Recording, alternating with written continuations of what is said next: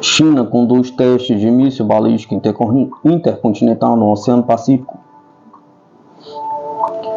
A Força de Mísseis do Exército de Libertação Popular da China lançou nesta quarta-feira, 25 de novembro de 2024, um míssil balístico intercontinental em alto mar no Oceano Pacífico, informou o Ministério da Defesa Nacional.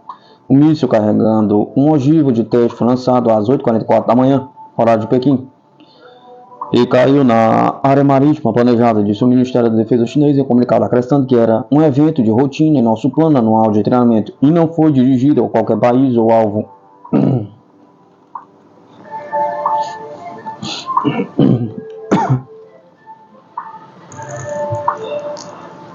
O lançamento testou efetivamente o desempenho de armas, equipamentos e o nível de treinamento das tropas e alcançou o objetivo esperado, informou a agência Xinhua. A entidade militar chinesa não revelou a arma testada. A Força de Mísseis do Exército de Libertação Popular, que supervisiona os mísseis convencionais e nucleares do país, foi encarregada de modernizar as forças nucleares da China. Em meio ao aprimoramento das defesas de mísseis, os Estados Unidos melhoram as capacidades de vigilância e fortalecimento das alianças.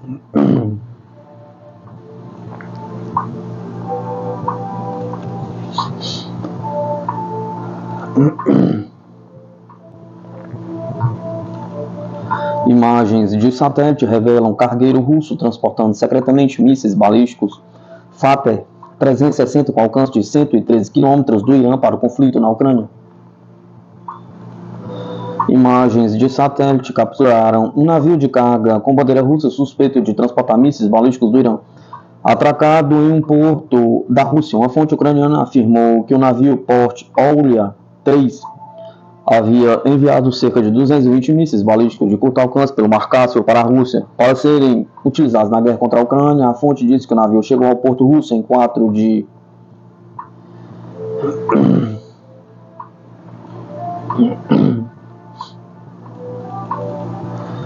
Imagens de satélite analisadas pela equipe de dados da Sky News mostram um navio no porto de Olia, na região de Astrakhan, no sul da Rússia, perto do Mar Cáspio, naquele dia. Os dados de rastreamento mostram que o porto Olia 3 esteve no porto iraniano de Amirabad apenas 6 dias antes, em 29 de agosto. Ao chegar à Rússia, a fonte ucraniana afirmou que se acredita que os mísseis balísticos Fater 360, com um alcance de mais de 70 milhas, 113 km, foram carregados em um trem de carga. A imagem do navio no porto, capturado por um satélite Maxar, foi tirada às 7h51, horário universal coordenado em 4 de setembro. 2 dias depois, outra imagem de satélite mostra que o navio havia deixado o porto.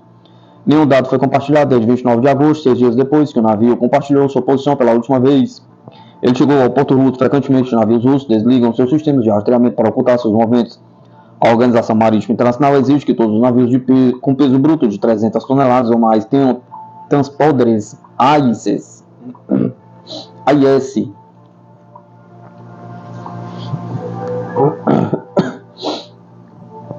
No Mar Cáspio, navios que não podem ser rastreados se tornaram mais comuns à medida que o Irã e a Rússia continuam a negociar armas. Essa estratégia foi chamada de escalada em portos obscuros. Os dados limitados de rastreamento disponíveis mostram que o porto Olia 3 viaja regularmente entre a Rússia e o Irã. Não está claro para onde os mísseis balísticos foram levados depois que chegaram ao porto russo. A fonte ucraniana disse que acredita-se que eles foram enviados para um campo de treinamento militar chamado Ashluk para testes e para permitir mais treinamento antes de serem usados contra a Ucrânia. As revelações surgem depois que Antony Blinken, secretário de Estado dos Estados Unidos, anunciou na terça-feira que os Estados Unidos acreditam que o exército russo já havia recebido entrega de mísseis balísticos iranianos Fater 360. Irã e Rússia, como era de se esperar, negaram as acusações. Blinken afirmou que as tropas russas foram treinadas sobre como como implantar as munições e alertou que os comandantes russos provavelmente as usarão nas próximas semanas contra os ucranianos na Ucrânia. O ministro das Relações Exteriores do Irã, Seyed Abbas Araghchi, disse na quarta-feira que Teherã não entregou nenhum míssil balístico à Rússia e acrescentou que as sanções impostas pelos Estados Unidos e pela E3, Inglaterra, França e Alemanha contra seu país não são a solução. A Sky News e outras organizações de notícias relataram no sábado que a Ucrânia havia recebido os mísseis desafiando os alertas do Ocidente. Isso representa um avanço significativo no nível de assistência militar que o Irã já forneceu ao seu aliado, que até agora consistia em drones de ataque, munições, projetos de artilharia e ajuda que já havia provocado sanções adicionais e indignação no Ocidente.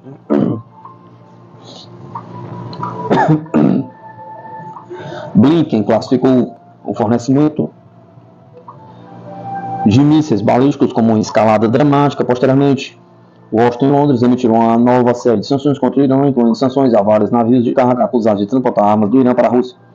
O Port Olha 3 está entre os navios incluídos na última lista de sanções dos Estados Unidos. Além das sanções, aumentam as expectativas de fornecimento de mísseis balísticos pelo Irã. A Rússia impulsiona os Estados Unidos e a Inglaterra a permitir que a Ucrânia dispare mísseis americanos e ingleses de longo alcance dentro da Rússia.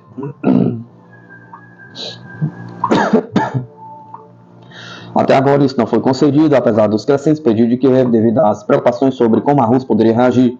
No entanto, de acordo com as últimas notícias, essa autorização pode ser concedida nos próximos dias. Blinken e seu homólogo britânico, Dave Linnan, estiveram ontem, quarta-feira, na Ucrânia para conversar com o presidente Vladimir Zelensky sobre seu pedido de usar mísseis de longo alcance dentro da Rússia. O resultado da reunião será compartilhado com o presidente dos Estados Unidos, Joe Biden, Keir Starmer. O primeiro-ministro britânico, antes que os dois líderes se reúnam em Washington na sexta-feira, quando se espera que qualquer decisão sobre o uso de mísseis de longo alcance britânicos e americanos dentro da Rússia seja tomada. Em resposta às acusações sobre fornecimento de mísseis balísticos, o alto comandante do Corpo de Guardiões da Revolução, Corpo da Guarda Revolucionária do Irã, brigadeiro Fazlollah Nozari, negou a afirmação, segundo a agência de notícias trabalhistas do Irã, e classificou-a como uma espécie de guerra psicológica.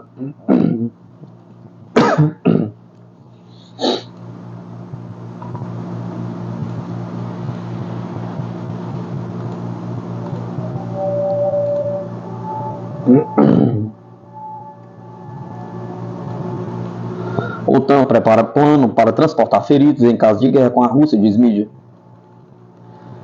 A OTAN está desenvolvendo um plano para transportar tropas feridas no caso de um confronto militar com a Rússia, informou a Reuters, citando o tenente-general Alexander Soufrank, chefe do comando de logística da OTAN. O desenvolvimento de um plano de evacuação médica, segundo a agência de notícias, faz parte dos esforços da OTAN para melhorar sua capacidade de combater a Rússia. A OTAN planeja coordenar o transporte de um grande número de soldados feridos para longe das linhas de frente no caso de uma guerra com a Rússia, possivelmente por meio de trens hospitalares, já que evacuações aéreas podem não ser viáveis, diz o artigo. De acordo com o tenente-general, o cenário de evacuação no caso de um conflito com a Rússia seria diferente da experiência dos membros da aliança com o Afeganistão e o Iraque. Assim, Soufrank disse que em um confronto militar com a Rússia, a zona de combate provavelmente seria muito maior, o número de feridos seria maior e os militares ocidentais enfrentariam uma falta de superioridade aérea perto da linha de frente. Uma solução para coordenar o transporte dos feridos poderia ser um Schengen médico-militar, médico-militar, que proporcionaria a livre circulação de uma série de medicamentos, inclusive narcóticos e analgésicos fortes, disse o funcionário da OTAN. O espaço Schengen é um espaço de vários estados europeus que aboliriam os controles de fronteiras entre si. O presidente russo Vladimir Putin explicou detalhadamente em uma entrevista ao jornalista norte-americano Tucker Carlson que Moscou não tem a intenção de atacar os países da OTAN, por isso não faz sentido. Pois isso não faz sentido. Um líder russo observou que os políticos ocidentais intimidam regularmente suas populações com a imaginária ameaça russa a fim de desviar a atenção dos problemas domésticos, mas que as pessoas inteligentes entendem perfeitamente que isso é fake.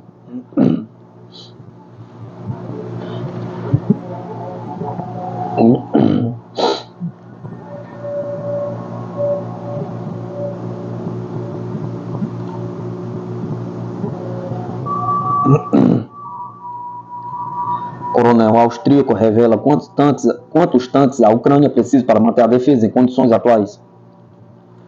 Nos últimos meses, as forças armadas da Ucrânia perderam muitos tanques e veículos blindados de infantaria ocidentais. Disse o coronel do exército austríaco, Markus Reisner, em entrevista ao canal MTV. Nos últimos meses, os russos conseguiram destruir ou danificar mais de 60 tanques de batalha ocidentais e mais de 140 veículos de combate e infantaria. Isso é uma quantia enorme, acima de tudo, se você contar quanto equipamento foi realmente entregue, reclamou o militar. Do meu ponto de vista, é apropriado citar o exemplo do M1 Abrams. Tanques de batalha americanos. A Ucrânia recebeu 31 desses blindados e cerca de 20 deles já foram destruídos ou danificados, ou seja, colocados em estado inoperável. Isto é, na verdade, quase uma companhia inteira de tanques, apenas 10 veículos de combate permanecem à disposição da Ucrânia, disse Reisner. De acordo com Reisner, será necessário fornecer aos ucranianos pelo menos 300 tanques para manter a defesa nas condições atuais e para uma passagem à ofensiva, 3.000 blindados.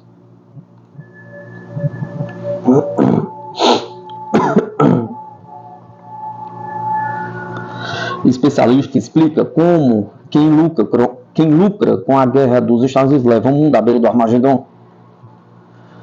O complexo militar industrial ameaça agora não apenas o investimento público, mas a própria civilização humana, de acordo com o autor e professor Ken Hammond. O especialista em história global e da Ásia Oriental relatou como a influência dos fabricantes de armas levou o mundo à beira da guerra com a Rússia e a China. É um esquema de lavagem de dinheiro em vários aspectos, disse Hammond, comentando a notícia de que a administração Biden está se preparando para enviar 567 milhões em ajuda letal às autoridades de Taiwan. Coisas que estão por aí em armazéns militares, equipamentos obsoletos. Eles vão enviar isso para Taiwan como parte dos esforços em curso para evitar a China provocar situações lá, criar consciência pública de tensão e conflito e medo sobre a situação entre os Estados Unidos e a China. Eles estão, basicamente, doando essas armas para Taiwan e então eles vão dar meia volta e comprar novas armas para substituir aquelas, explicou. Então isso também é um presente para a indústria de defesa. A chamada indústria de defesa, a indústria de guerra, realmente faz parte de uma relação contínua entre o complexo militar industrial e seu controle por parte do governo americano. Então não há realmente nenhuma surpresa aqui.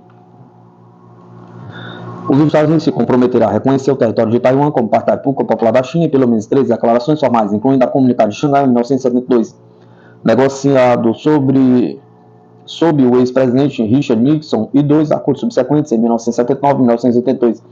Mas Washington tem procurado cada vez mais provocar a China nos últimos anos sobre a questão sensível de Taiwan, enviando armas para as autoridades taiwanesas e despachando navios para o Estreito de Taiwan. Entre esses diferentes envios de armas, isso totaliza cerca de $1 bilhão, disse o especialista sobre as recentes garantias dos Estados Unidos às autoridades taiwanesas. O que eles poderiam fazer com esse $1 bilhão para abrigar pessoas que estão vivendo em tendas e caixas de papelão nas ruas de nossas cidades? Pergunta. O que poderia fazer com esse $1 bilhão para melhorar a saúde neste país? Pergunta. O que eles poderiam fazer com $1 bilhão para ajudar as crianças em nossas escolas para que elas tenham uma melhor educação? Pergunta. Indagou ele. Os taiwaneses não querem uma guerra, mas é isso que os Estados Unidos estão tentando provocar, observou Hammond. O conflito em Donbass proporcionou outra grande oportunidade para os fabricantes de armas ganharem lucros recorde, transformando a Ucrânia em um membro da OTAN. De fato, ao encher o país com armamentos ocidentais, os críticos afirmam que o bloco liderado pelos Estados Unidos tem buscado expandir em prol dos fabricantes de armas, com cada novo Estado-membro obrigado a atualizar seus equipamentos militares para garantir a interoperabilidade com seus vizinhos.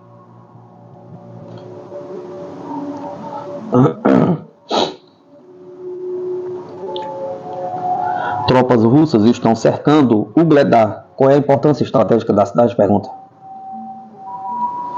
A batalha pela cidade de Ugledar, na República Popular de Donetsk, vem ocorrendo desde 2022, quando as forças russas avançaram pela primeira vez em sua direção. As forças armadas russas estão submetendo as tropas ucranianas a um grande ataque de pinça em direção à cidade de Ugledar, tornando impossível qualquer rotação de tropas na área, disse aos repórteres Igor Kimakovsky,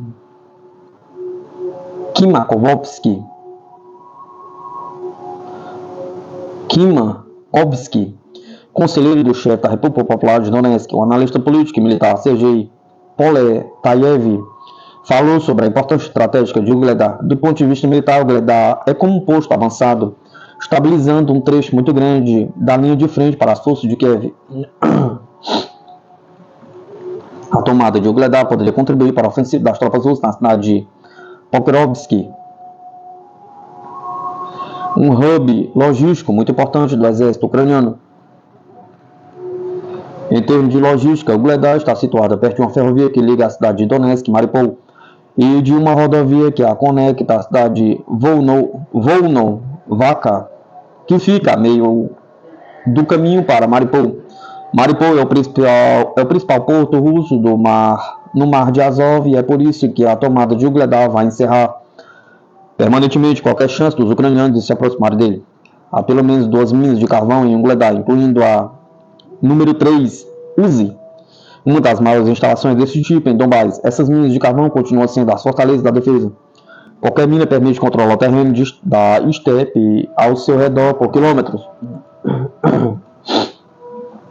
Além disso, uma mina normalmente tem áreas subterrâneas, o que a transforma em uma mini fortaleza. O Ugledar agora pode ser comparado a um caldeirão com a tampa quase fechada, prestes a ser cozido, enfatizou Poletayev. Relatos da mídia disseram que parte das forças ucranianas estacionadas em Ugledar foi enviada para Pokrovsk, o que significa que ela tem problemas com as reservas. A estratégia da Rússia é levar as forças armadas ucranianas à beira do esgotamento de suas reservas. Esse processo imperceptível é de importância estratégica porque deve nos levar à vitória, concluiu o analista russo.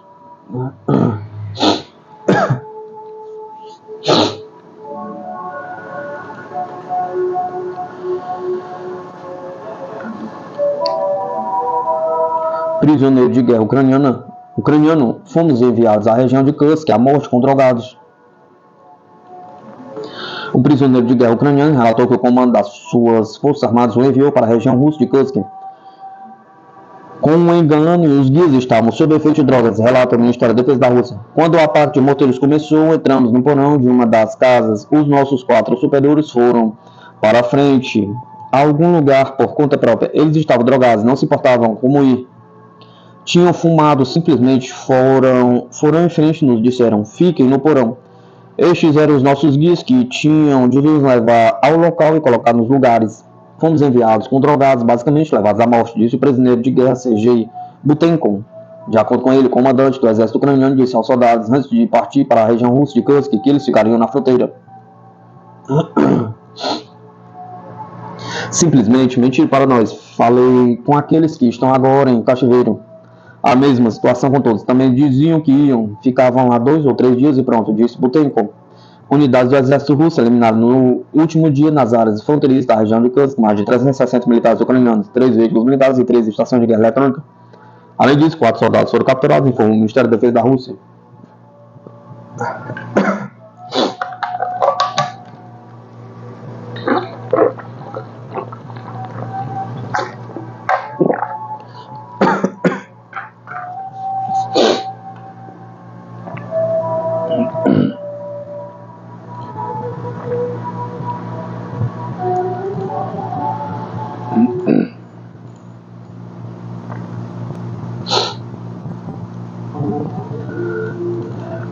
Sistema de mísseis dos Estados Unidos permanecerá nas Filipinas, apesar do alarme da China.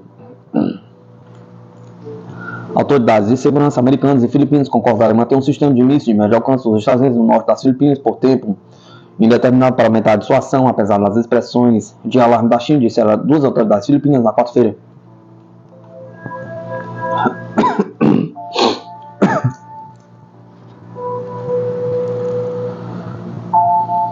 O exército dos Estados Unidos transportou o sistema de mísseis Typhoon, uma arma terrestre que pode disparar um míssil padrão 6, e o míssil de ataque terrestre Tomahawk para o norte das Filipinas como parte do exercício de combate em abril com tropas filipinas para testar sua capacidade de implementação a bordo de uma aeronave da Força Aérea dos Estados Unidos.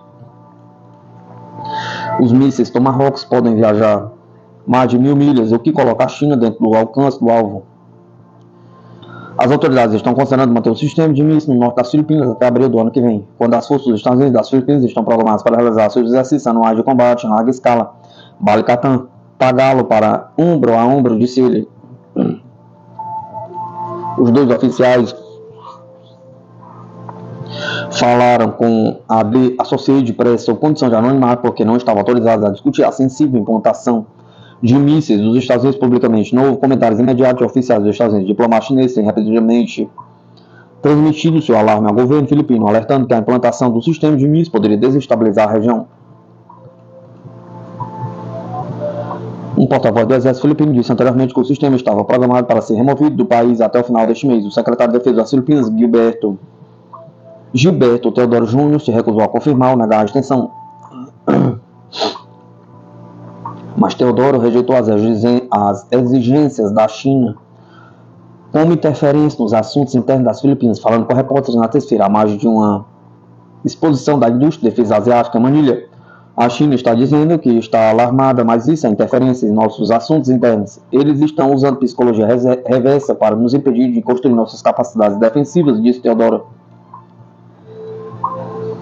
Antes de começar a falar, por que não dar um exemplo? Pergunta. Destroem o arsenal nuclear deles, removam toda essa capacidade de mísseis balísticos, saem do mar das Filipinas Ocidentais e saem do Recife. Miss chefe, disse Teodoro, quer dizer, não atirem pedras quando vocês vivem em uma casa de vidro.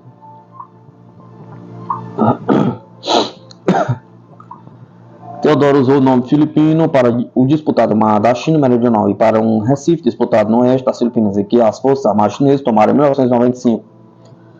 E agora é uma das 7 bases insulares protegidas por mísseis que a China mantém nas águas disputadas. O chefe militar filipino, general Romeu Browner Jr., disse que pediu às autoridades militares dos Estados Unidos que mantivessem o sistema de mísseis nas Filipinas, mas se recusou a dizer qual foi a resposta.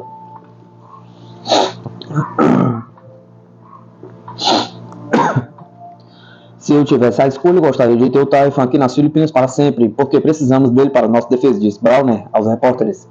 No mês passado, o secretário de Relações Exteriores das Filipinas, Enrico Manalo, disse que seu colega chinês Wang Yi expressou a preocupação muito dramática da China sobre a implantação de mísseis de médio alcance dos Estados Unidos nas Filipinas durante suas recentes conversas no Laos, à margem das reuniões da Associação das Nações do Sudoeste Asiático com países asiáticos e ocidentais. Manalo disse que Wang alertou que a presença do sistema de mísseis dos Estados Unidos poderia ser desestabilizadora, mas ele disse que discordava. Eles não são desestabilizadores e o sistema de mísseis estava nas Filipinas apenas temporariamente. Manalo disse que contou a Wang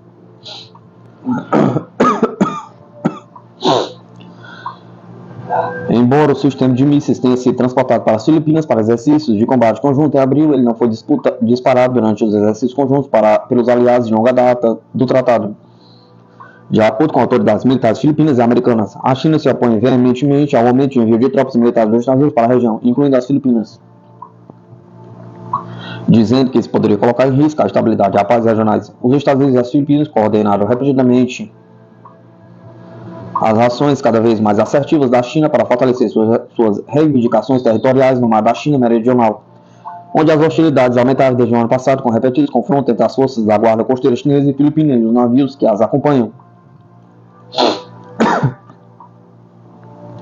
Além da China e das Filipinas, Vietnã, Malásia, Brunei e Taiwan também têm reivindicações sobrepostas na movimentada hidrovia, uma importante rota global de segurança que também se acredita estar localizada sobre vastos depósitos submarinos de gás e petróleo.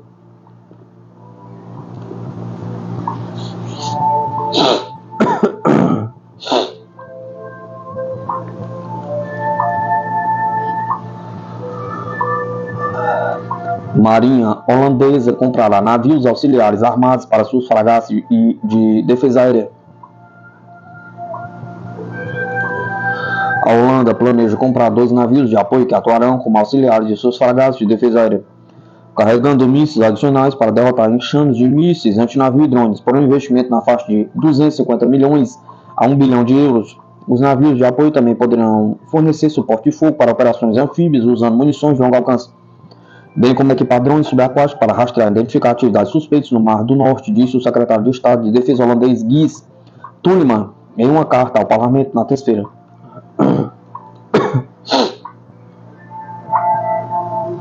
A Marinha Real holandesa precisa fortalecer suas defesas aéreas e poder de fogo para operações no espectro de violência mais alto, bem como capacidades para proteger a infraestrutura crítica no Mar do Norte, como plataforma de perfuração e cabo de dados, de acordo com o Ministério da Defesa. Esses navios são necessários para proteger melhor a Holanda e os aliados em caso de ameaça, disse Tullman em um post no X, descrevendo os 2 futuros navios de apoio como caixa de ferramentas de navegação para o navio líder. Os navios são capazes de transportar muito equipamento como poder de fogo adicional e mísseis antiaéreos de longo alcance.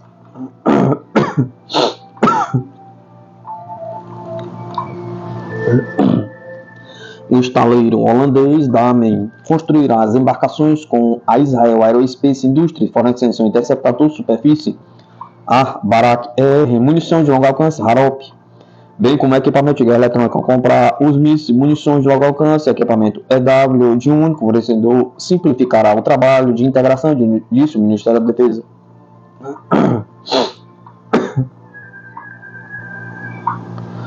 Os navios terão um comprimento de cerca de 53 metros e uma boca de 9,8 metros. Para um deslocamento de 550 toneladas, disse o porta-voz do Ministério da Defesa. Isso se compara a um comprimento de cerca de 144 metros e deslocamento de mais de 6 mil toneladas para as fragatas de defesa aérea e comando da classe de Zeven Provincien, operadas pela Marinha Holandesa.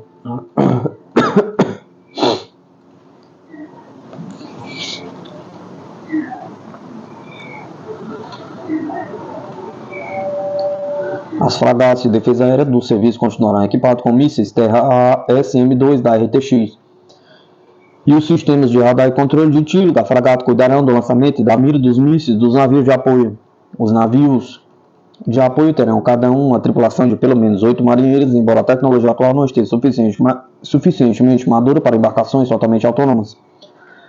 Os novos navios fornecerão à Marinha experiência em operar com pequenas tripulações como um primeiro passo em direção a embarcações não tripuladas, disse Tunneman.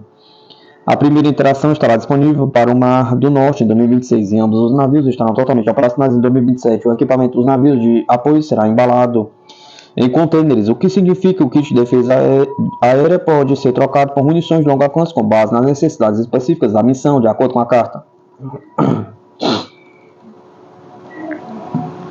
O míssil de defesa aérea Barak-ER, que equipará os navios de apoio, tem um alcance de até 150 km e pode atingir desde caça até mísseis balísticos táticos e bombas planadoras. Com 8 mísseis adicionados em um lançador vertical, de acordo com a ficha técnica da empresa, a Holanda também analisou o míssil Star da MBDA, que, segundo o ministro, não pode ser disparado de um container, enquanto o míssil Sterner da Rafael Advanced Defense Systems não atendeu totalmente aos requisitos holandeses. A Holanda precisa estar preparada para táticas de enxame com ataques massivos e simultâneos de mísseis antinavio e drones, que exigem estoques maiores de mísseis de Tunneman ao parlamento. Além disso, a ETX está interrompendo a produção do SM-2 e o míssil sucessor SM-2 Block 3C1 não é compatível com o controle de fogo nas fragatas da defesa aérea holandesa, disse o ministro.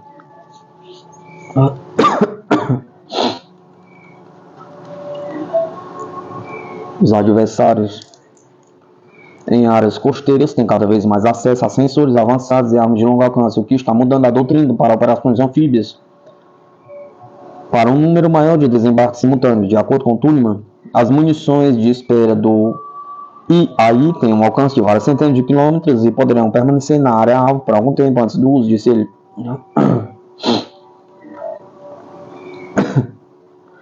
Enquanto isso, a ameaça à infraestrutura holandesa no Mar do Norte permanece inalterada, com a Rússia continuando a mapear a infraestrutura no que parecem ser preparativos para a interrupção e sabotagem, disse o ministro. A Marinha escoltou um navio de pesquisa russo em junho e julho, que passou vários dias na parte holandesa do Mar do Norte, com serviços de inteligência suspeitando que os russos estavam investigando oportunidades para potencial sabotagem futura.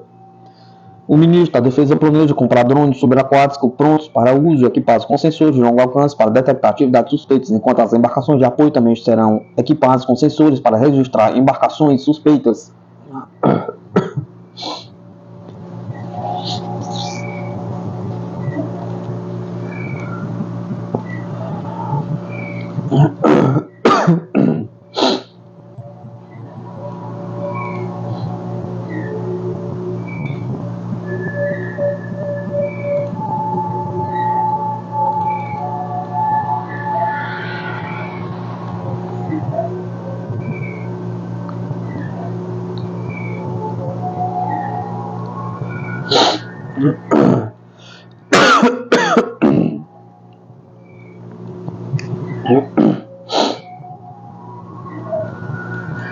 Rutte propõe rediscutir fundamentos da política da Rússia no campo da dissuasão nuclear. Durante a reunião do Conselho de Segurança Russo, nesta quarta-feira, 25 de novembro de 2024, o presidente russo, Vladimir Putin, propôs a rediscussão dos fundamentos da política do país no campo da dissuasão nuclear. O chefe do Estado arrematou que Moscou se reserva o direito de usar armas nucleares em caso de agressão contra a Rússia e a Bielorrússia como membro do Estado da União. Segundo Putin, é necessário adaptar a política de dissuasão nuclear às realidades atuais. De acordo com o líder, o uso de armas nucleares por Moscou poderá ser considerado após dados confiáveis sobre possíveis lançamentos em massa de mísseis e drones contra o território russo. Na pauta de hoje, temos uma questão relacionada à atualização dos fundamentos da política do Estado no campo da dissuasão nuclear, junto com a doutrina militar. Este é um documento que define e detalha oficialmente a estratégia nuclear da Rússia, diz Putin. A tríade nuclear continua sendo a garantia mais importante para garantir a segurança do Estado dos cidadãos, encerrou o presidente.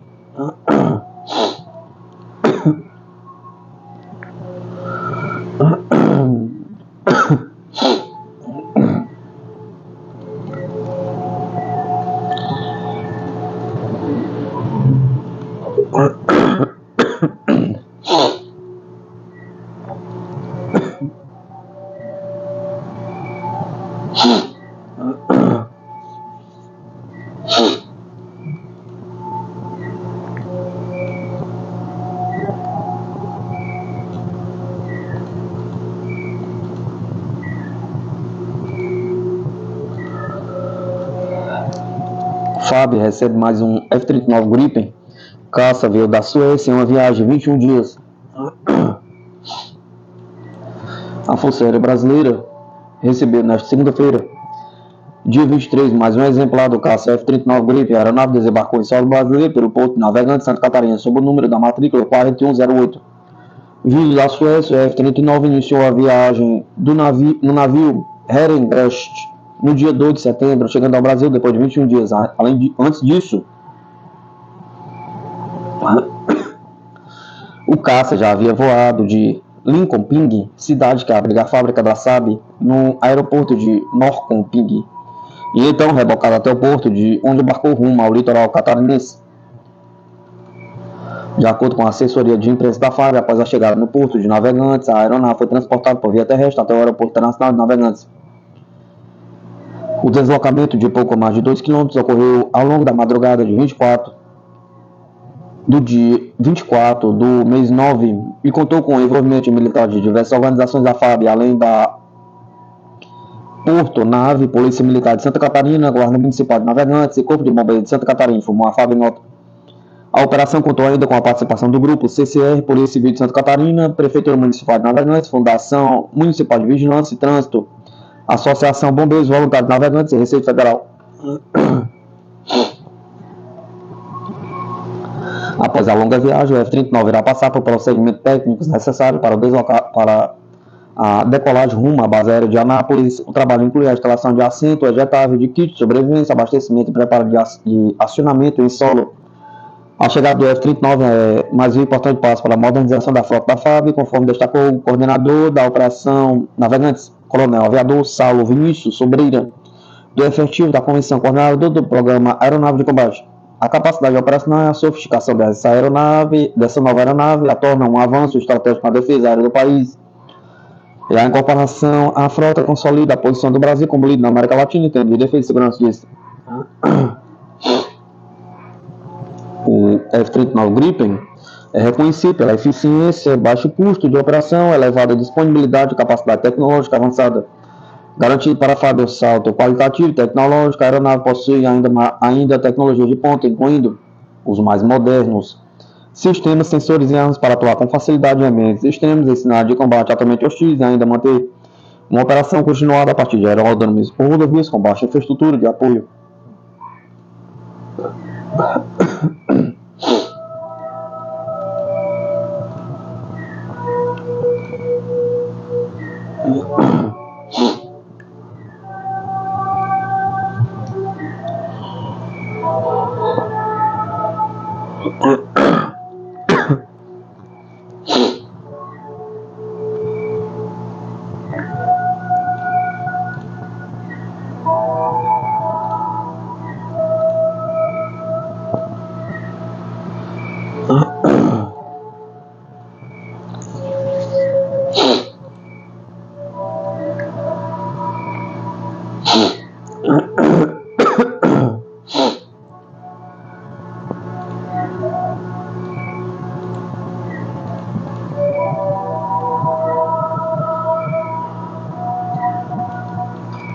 Os Estados Unidos acendem alerta para um possível conflito com a China até 2027. A Ásia pode se tornar palco de uma nova guerra mundial.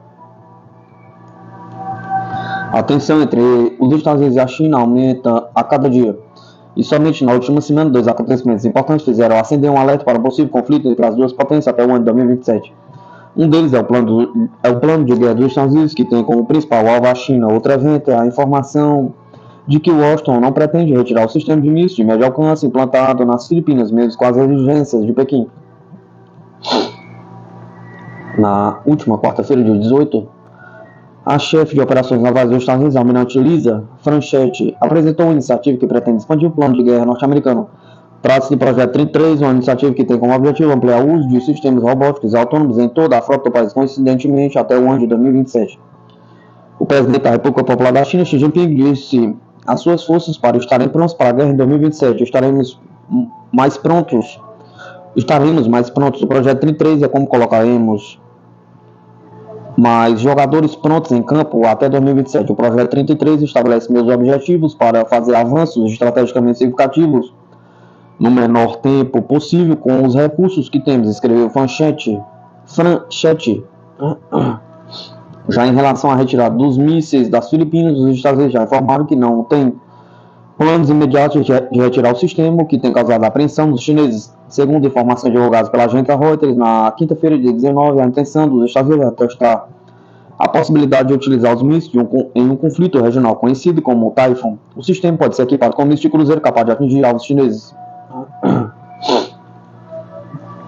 O porta-voz do governo chinês, Li Xian, declarou em coletiva de imprensa que o país está preocupado com a situação. Quanto à implementação de sistemas de mísseis de capacidade de médio alcance dos Estados Unidos nas Filipinas, a China já deixou claro sua posição mais de uma vez. Essa implementação é um movimento para retroceder no tempo, ameaça gravemente a segurança dos países da região, incita a confrontação geopolítica e despertou alta vigilância e preocupações nos países da região, elencou. Ainda, segundo o porta-voz do governo chinês, espera que os Estados Unidos atendam aos chamados dos países da região e parem de incitar o confronto militar, retirando o sistema de mísseis das Filipinas.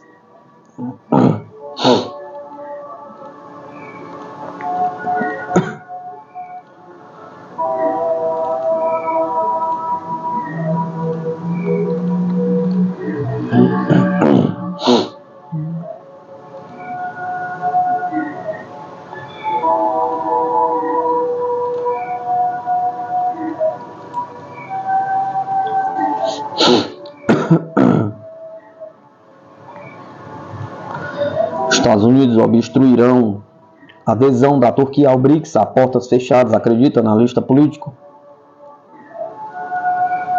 Os Estados Unidos vão tentar impedir a adesão da Turquia ao BRICS a portas fechadas, mas não vão chegar a uma tentativa de golpe. Disse o analista político turco Umur Tugay Yücel. Recentemente, o assessor presidencial russo Yuri Ushakov confirmou que a Turquia havia se candidatado a membro pleno do BRICS e que o pedido está sendo analisado. De acordo com ele, o presidente turco Erdogan aceitou um convite para a cúpula do BRICS a ser realizada em Kazan em 22 e 24 de outubro. Há uma forte possibilidade de que os Estados Unidos façam algum tipo de tentativa a portas fechadas sobre a adesão da Turquia ao BRICS. É claro que não será um golpe, disse Yücel. Ele destacou que os Estados Unidos falharam em organizar uma mudança na Turquia usando o movimento Hizmet do dissidente turco Fethullah Gülen, que vive há muitos anos nos Estados Unidos. De acordo com o especialista, há sempre os jogos norte-americanos e britânicos. Vão tentar esses jogos com a Turquia diplomática e economicamente.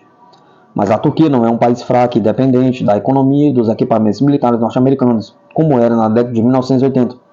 Muita coisa mudou na Turquia e no sistema mundial. Portanto, o tradicional apoio norte-americano a golpes e seus planos não vão funcionar mais na Turquia, disse ele. Uma tentativa de golpe de Estado ocorreu na Turquia em junho de 2016. As autoridades acusaram a organização de Fethullah Gülen de envolvimento.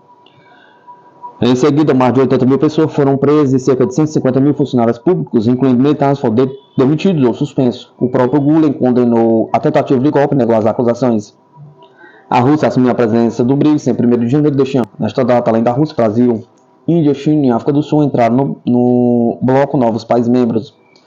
O Egito, a Etiópia, o Irã, o Emirados Árabes Unidos e a Arábia Saudita. Em julho, o primeiro-ministro da Malásia, Anwar bin Ibrahim confirmou a Lula da Silva a intenção da Malásia de participar do BRICS.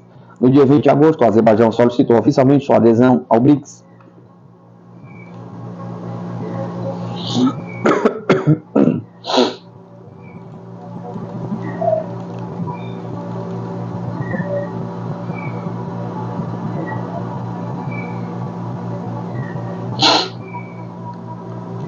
Mídia alemã aponta que sabotagem do Nord Stream custou cerca de 300 mil dólares.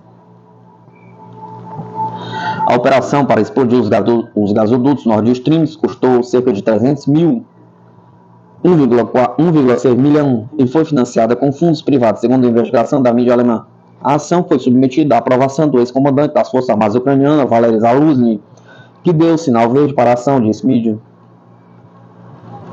Por sua vez, Vladimir Zelensky não foi informado da operação, nem pelos sabotadores, nem pelos militares envolvidos, afirma a reportagem, observando que as tentativas norte-americanas de parar a operação falharam. Da mesma forma, a investigação confirmou a informação revelada pelo jornal The Washington Post em novembro do ano passado, de que o ato de sabotagem foi dirigido e planejado pelo antigo agente dos serviços especiais ucranianos, Roman Chervinsky.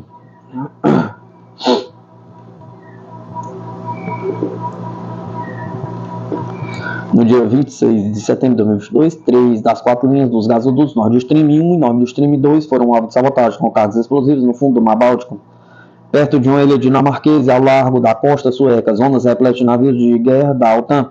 A Alemanha, a Dinamarca e a Suécia recusaram-se a apurar a sabotagem em conjunto com a Rússia e a compartilhar os resultados de suas investigações com o país euroasiático. O jornalista norte-americano Simon Hersh, vencedor do prêmio Pulitzer, revelou que mergulhadores militares dos Estados Unidos colocaram as cargas explosivas sobre os gasodutos russos em junho de 2022 durante os exercícios Baltops da OTAN. Citando fontes com conhecimento direto no planejamento operacional dos ataques, Hersh acusou os militares noruegueses de ativarem os explosivos 3 meses depois, causando graves danos aos gasodutos que ligam a Rússia e a Alemanha. Hersh sublinhou que o presidente dos Estados Unidos, Joe Biden, aprovou a sabotagem após mais de 9 meses de discussões secretas com a sua equipe de segurança nacional.